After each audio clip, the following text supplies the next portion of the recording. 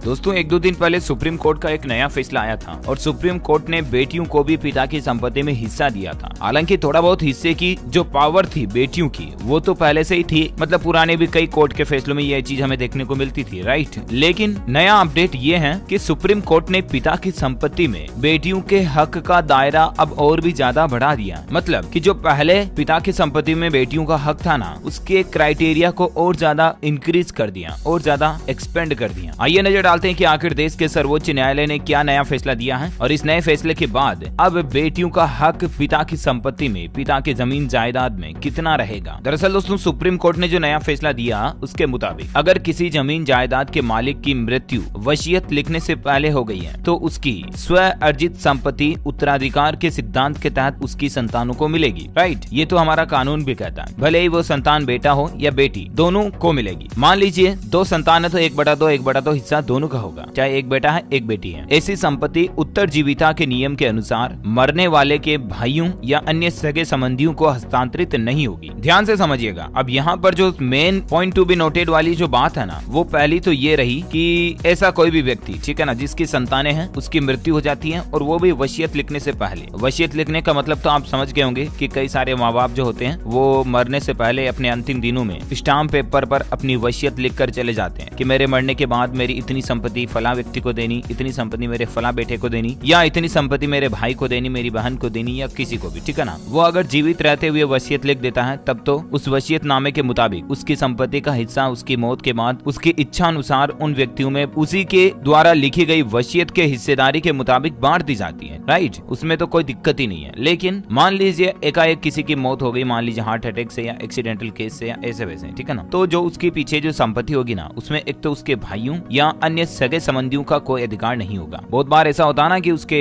भाई या उसकी बहनें या उसके और दूसरे रिश्तेदार भी उसकी अचानक मौत के बाद उसकी संपत्ति में अपना हक जमाने लगते हैं, राइट। तो ये दो मैटर तो क्लियर हो गए, मौत से पहले और मौत के बाद। दूसरी बात, वसीयत से पहले क्या होगा और वसीयत के बाद क्या होगा। अगर वसीयत लिखी जा चुकी है तब तो ऑलरेडी संपत्ति का बंटवारा हो चुका है। लेकिन मेन केस जो उलझता है वो इस कंडीशन में उलझता है कि मान लीजिए किसी व्यक्ति की अचानक एकाएक मौत हो जाती है, उसके 2 बेटे हैं और उसकी 2 बेटियां हैं, यानी कि 2 भाई 2 बहनें हैं उसके बेटा बेटी में, ठीक है ना। 4 भाई बहन टोटल हो गए, उसी के 4 पुत्र हैं, पुत्रियां हैं, 2 पुत्र 2 पुत्रियां। अब ऐसे में अगर उसकी अचानक मौत हो जाती है तो फिर संपत्ति का बंटवारा कैसे किया जाए, और उसमें भी अलग अलग कंडीशन बनती है कि मान लीजिए उसके 2 बेटे 2 बेटियों में से एक बेटी की शादी भी हो चुकी है, वो ससुराल रहने लग गई, उस बेटी के भी छोटे छोटे बच्चे बच्ची हो गए और एक बेटी अभी भी कुंवारी है। दोनों बेटे हैं, उनमें से भी मान लीजिए एक की शादी हो गई एक की नहीं हो गई। अब ऐसी सिचुएशन में संपत्ति का बंटवारा कैसे किया जाए। क्या जिन बेटी की शादी हो चुकी है, ससुराल में रहती, उनका भी पिता की संपत्ति में बराबर हक होगा, या जो कुंवारी बेटी है सिर्फ उसी का हक होगा। आइए इस फैसले को थोड़ा विस्तार से समझते हैं। सबसे पहले तो मैं आपको वो